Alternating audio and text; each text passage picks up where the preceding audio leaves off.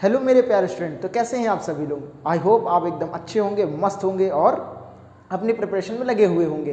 तो देखिए, हम लोग लेके चल रहे थे अपनी वैदिक मैथ्स की श्रृंखला को, जिसमें हम लोग आज एक कदम और आगे बढ़ते हैं। आई होप कि आप पुरानी जो वीडियो है उसको आप एंजॉय कर रहे होंगे अच्छे ढंग से। अगर आपने वो पुरानी वीडियोस को नहीं देखा तो उसमें भी मैंने बहुत ढेर सारी मल्टीपल ट्रिक्स बताई हैं, आप उसे जाके देखिए।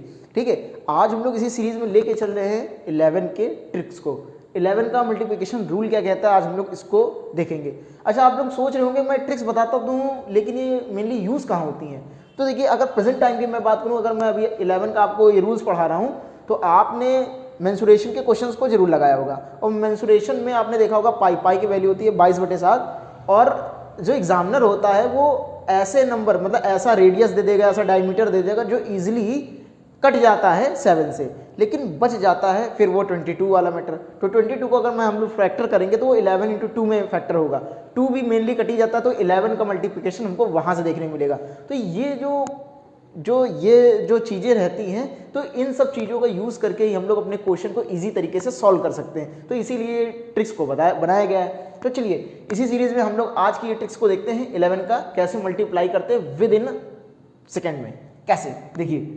अच्छा देखिए, यहाँ पे आप देख रहे हैं, देखिए हमेशा चीज़ें छोटी से मैं शुरू करता हूँ, फिर देखते हैं कितनी बड़ी बड़ी कर देता हूँ। तो उसी तरह देखिए, ये देखिए लिखा हुआ 32, तो देखिए इस वाले 2 को मैं वैसे ही लिख देता हूँ, ठीक है। और फिर इन दोनों का कर देता हूँ ऐड, करने के बाद ऐड आएगा 5, ठीक है। फिर ये जो नंबर है इसको वापस मैं 3 लिख देता हूँ, बस यही हमारा है आंसर। कैसा लगा, मज़ा आया? अगर मज़ा आया है तो फिर लाइक कर दीजिए तुरंत, बिना टाइम वेस्ट के लाइक करिए, ठीक है। अगर आपको नहीं समझ में आया तो कोई बात नहीं, अभी हम लोग दूसरा क्वेश्चन लेंगे और इससे बड़ा क्वेश्चन लेंगे, आपको ज़्यादा इजी समझ में आएगा, ठीक है। देखिए, हम लोग ले लेते हैं 5, 1, 2, मल्टीप्लाई करते हैं 11 से, ठीक है। आई होप अब आपको अच्छे तरीके से समझ में। देखिए, यूनिट प्लेस के नंबर को वैसे का वैसे लिख देते हैं, 2 को वैसे लिख दिया, इन दोनों को ऐड कर दिया, ऐड करने पर आएगा 3। फिर अब इन दोनों को ऐड करेंगे, ऐड करते चलेंगे, ऐड करेंगे तो आ जाएगा 6। और फिर लास्ट में जो नंबर बचता है इसको वैसे ही एज इट इज वैसे उतार देते हैं और आंसर लिख देते हैं। आई होप कि आपको मज़ा आ गया होगा, ठीक है। और अगर आपने अभी तक लाइक नहीं किया तो लाइक जरूर से जरूर कर दीजिएगा, क्योंकि लाइक करने में क्या, लाइक करने से आपका बस एक थंब इम्प्रेशन जैसे लगता है वो वैसा ही है, बस यहाँ पे तो आपका थंब इम्प्रेशन आएगा भी नहीं। लेकिन हाँ, मुझे ऐसा लगेगा कि वाकई मैं जो चीज़ें पढ़ा रहा हूँ वो जेन्युइन है और आपको समझ में आ रही है, ठीक है। चलिए हम लोग इससे एक और क्वेश्चन को देखते हैं, इससे बड़े क्वेश्चन को देखते हैं। इसे मैं 5 डिजिट का ले लेता हूँ, ठीक है। 3, 5, 2, 3, 7, ठीक है। और मल्टीप्लाई करते हैं 11 से, ठीक है। आप लोग करते रहिए, देखिए शायद आप मेरे से पहले कर लें, मैं तो पढ़ा रहा हूँ, आप लोग को डायरेक्ट करना है। देखिए 7 का 7 ऐड करेंगे तो ऐड करने पर 10, लिखना एक ही प्लेस पे है 10। अब 10 में तो 0 लिख पाएंगे, 1 कैरी चला जाएगा, मन में रखिएगा 1 कैरी।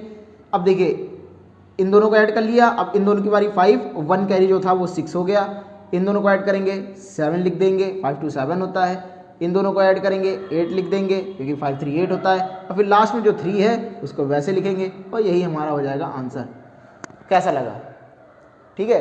अब देखिए, मैं आपको एक क्वेश्चन देता हूँ और आप उसे करने की कोशिश कीजिएगा, ठीक है।